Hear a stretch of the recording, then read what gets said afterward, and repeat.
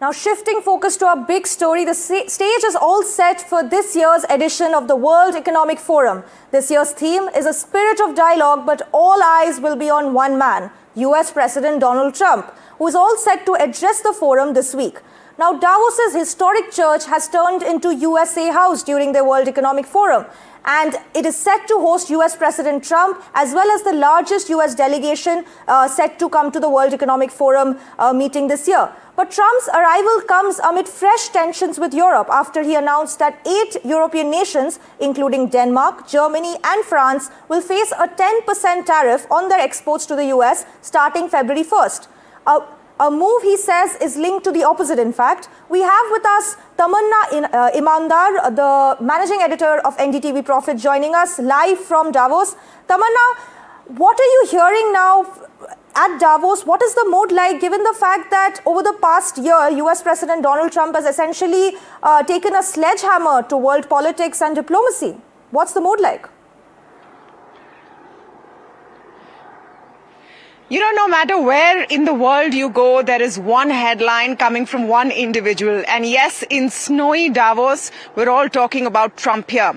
On Wednesday afternoon, local time, the US president is expected to be here in person, his third visit to Davos as president, and will be addressing over 3,000 people. Mix of people from across the world who have gathered here, including delegates from trade, industry and across the board. We know there's a few Indian businessmen who will also be in attendance. So that's all of the excitement. But really, with Trump, and for anyone who's been tracking what he's doing for the last few years, the question is, what will he say next? And when will the next bomb be dropped, so to speak? In this case, it's a tariff bomb. You rightly talked about a 10% tariff that has been announced from the 1st of February on NATO allies, other European nations, and we've seen responses coming in from the French, from various countries, saying that we will stand against these tariff attacks. So this 10% tariff is on any NATO nation who opposes Trump's purchase of Greenland. This will increase to 25% from the 1st of June if that opposition continues. And that's really going to be the buzz all around. You can already hear since this morning the sound of choppers flying into Davos. It's very quiet here, so you can hear that fairly loudly. And you know that the US president is coming with a huge delegation, so that's probably what you're hearing. All of them descending into Davos. We're also hearing that even though Trump's address is on Wednesday, part of his delegation will be here Monday onwards, and there will be one-on-one meetings also getting fixed up. So this is perhaps the perfect case where business is meeting geopolitics in this tiny ski town, which is something that has been seen through the Trump administration, isn't it? Where companies and large conglomerates is very much part of his politics. Right, Tamanna. But we also know that apart from US President Trump, we're also going to see the leaders of these European nations like French President Macron also at Davos. So can we expect some meetings on the sidelines between these leaders who is now imposed tariffs on because of his bid to take over Greenland? You know, we live in a world where leaders are speaking at each other through social media rather than with each other. But we know there's back-channel talks always on.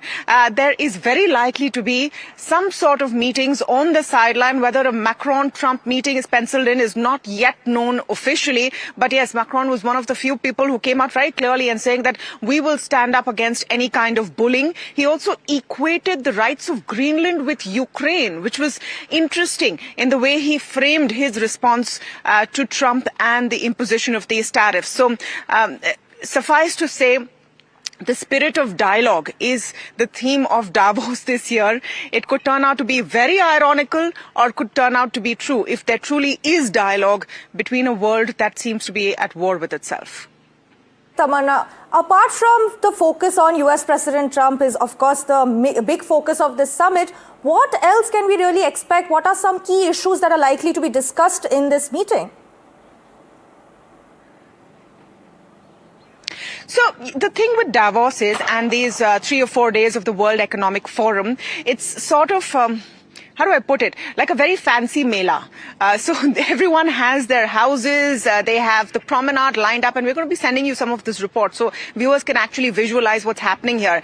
Every large company, nations have their houses across the promenade where investors will pop in. It's a way to showcase that you have arrived and I'm here at this very important place. So Davos is not necessarily known for great outcomes like a G8 or a G20, but it's more about being seen, networking and being present. This time though, with Trump's arrival, the stakes are definitely higher. What you can expect from the entire NDTV team, and we have a fabulous team of editors right here in Davos, is great conversations, insights into India and its place in the world, and of course globally all the trends that are taking place. So viewers have an exciting 4 days of coverage lined up for them.